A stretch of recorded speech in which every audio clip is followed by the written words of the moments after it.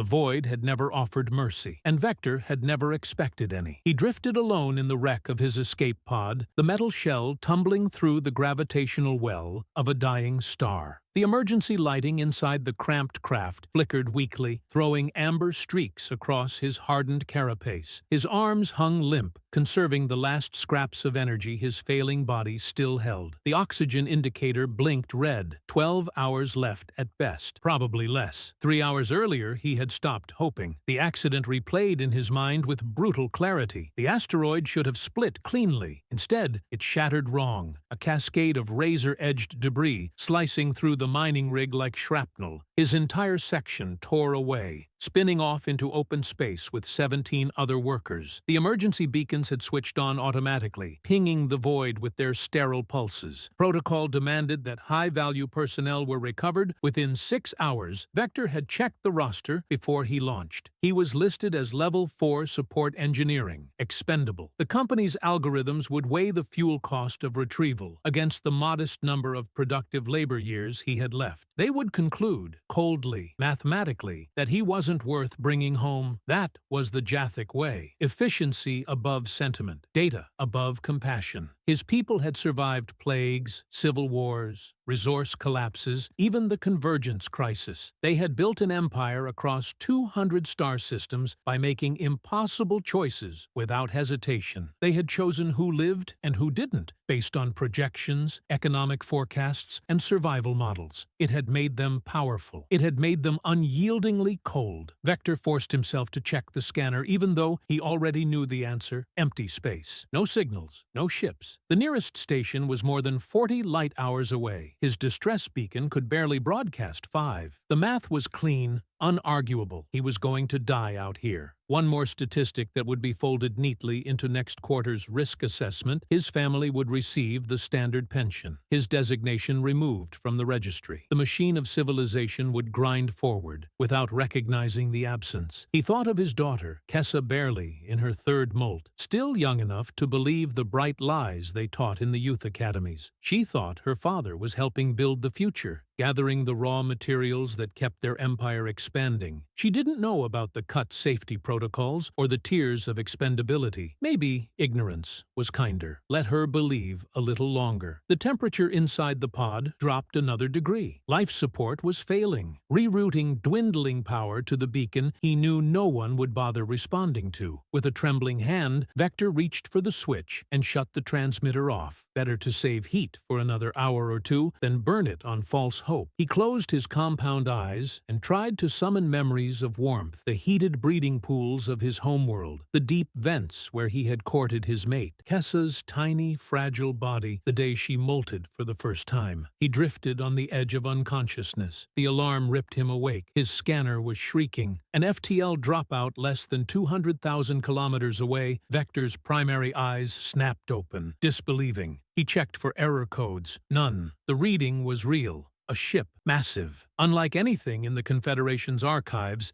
its power signature overloaded the scanner's standard classification protocols. The display dropped into a generic fallback. Unknown vessel threat level, unresolved. The craft dwarfed even a Jathic dreadnought. Smooth hull plating, no faction markings, no familiar contours. Vector's hearts kicked painfully in his chest. Pirates? No, pirates used converted transports, not purpose-built giants. A newly discovered species? Possible, but they rarely traveled this deep into established territory. Before he could spiral any further, his communicator crackled to life. A voice, firm, clear, completely alien. Attention, unidentified vessel. This is Commander Sarah Chen of the Terran Confederation ship Indomitable. We detected your distress beacon and are moving to intercept. Please confirm your condition and any immediate medical needs. Terran? Vector searched the entirety of his memory. Nothing. His translator grappled with the accent, reshaping unfamiliar syllables. The enormous ship shifted course, engines burning blue-white as it closed the distance. They were coming for him. It made no sense. He was nothing. A level 4, expendable. His rescue had negative economic value. No rational species would risk fuel, crew, or time for him. The voice returned, more urgent. Unidentified vessel, please respond. We show life signs. We're here to help. You're not alone. Not alone. The words struck him so hard he felt them vibrate through his exoskeleton. With a shaking manipulator, he activated the transmitter. "This is Vector. Engineering designation JC7749. Jathic Confederation." His voice came out thin and distorted. "My pod is critically damaged. Life support failing. I am expendable crew. Retrieval is not a logical use of your resources." Silence followed. "Then, Vector," Commander Chen said, her tone carrying something sharp and human. "Anger, maybe. I don't know how the Jathic classify their workers, but we're human. We don't leave people behind. Ever. Hold on. We're almost there." The massive ship surged forward. Something inside Vector, something ancient and brittle, fractured. For the first time in his life, he felt a belief collapse under the weight of something better. The humans didn't dispatch a drone or extend a mechanical arm. A small craft launched from the Indomitable itself, manually piloted, guiding his broken pod into a pressurized bay. Through his cracked viewport, he watched them work, not with the rigid, emotionless precision of automated Jathic recovery teams, but with coordinated urgency, as though his life mattered. Atmosphere flooded the chamber. Hands unlocked his hatch from the outside. Warm, oxygen-rich air hit him as the seal broke. Then he saw them. Humans. They were smaller than he expected. Soft skin, 2 arms, 2 legs, forward-facing predator eyes, intense, alert. But those eyes held no hunger, no cold assessment, only determination. A human in medical attire rushed forward. "Easy," the translator murmured, carrying the gentleness in his voice. "You're safe now. I'm Dr. Marcus Webb. Can you understand me?" Vector managed a faint gesture. Dr. Webb activated a portable life support unit, attaching patches and monitors with practiced efficiency. Another human, an engineer, examined the cracked interior of the pod. "He wouldn't have lasted another 4 hours, the engineer muttered. "Good thing we caught that beacon." "Luck didn't bring us here," another voice said. Commander Chen stepped into view. Dark hair pulled back, posture straight, eyes sharp. Exactly the kind of being who looked straight through excuses and found the truth beneath. "Vector," she said, "your pod was dying. If we'd arrived 20 minutes later." She exhaled sharply. "It doesn't matter. We're here now. We're getting you stabilized, and then we'll figure out how to get you home." Home. The word landed heavily. Warmth spread through Vector as Dr. Webb administered an oxygen-rich compound. His senses sharpened. Clearer thought returned. "Commander," he rasped, "I don't understand. Why your species owes nothing to mine. My rescue yields no economic benefit. It is illogical." Commander Chen held his gaze with a look that made Vector suddenly aware of how dangerous compassion could be when paired with conviction. "Let me explain something about humans,"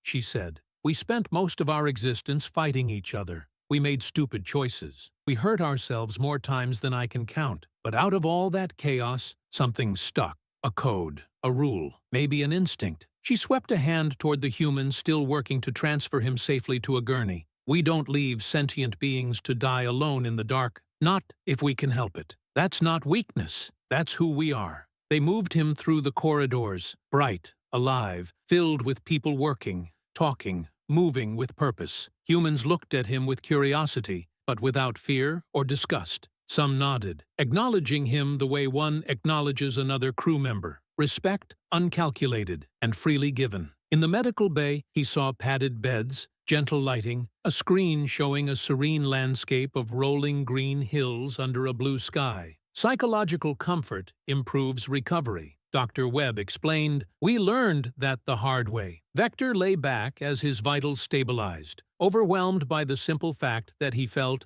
safe, genuinely safe. It was a feeling he hadn't known since youth. Commander Chen appeared in the doorway. "Vector, I need your help contacting the Jathic Confederation. I'd rather not accidentally cause a diplomatic incident." He hesitated. The truth tasted bitter. "Yes, but my government will not react as you expect. They'll say my rescue was unnecessary, that I was expendable." Chen didn't flinch. "We didn't save you for a reward. We saved you because it was right. Let me deal with your government." She turned to leave, then added softly, "Get some rest. Dr. Webb will take care of you. And Vector, welcome aboard the Indomitable. Until we get you home, you're part of this crew." Vector stared at the ceiling long after she left. The implications rippled through everything he had ever believed. Humans, these newcomers, these unknown idealists, had just shown him something his people had abandoned generations ago. Compassion wasn't illogical, it was transformative. It didn't just save lives, it changed civilizations. And as Vector closed his eyes, he understood one thing with absolute clarity. Nothing in the galaxy would ever be the same after this.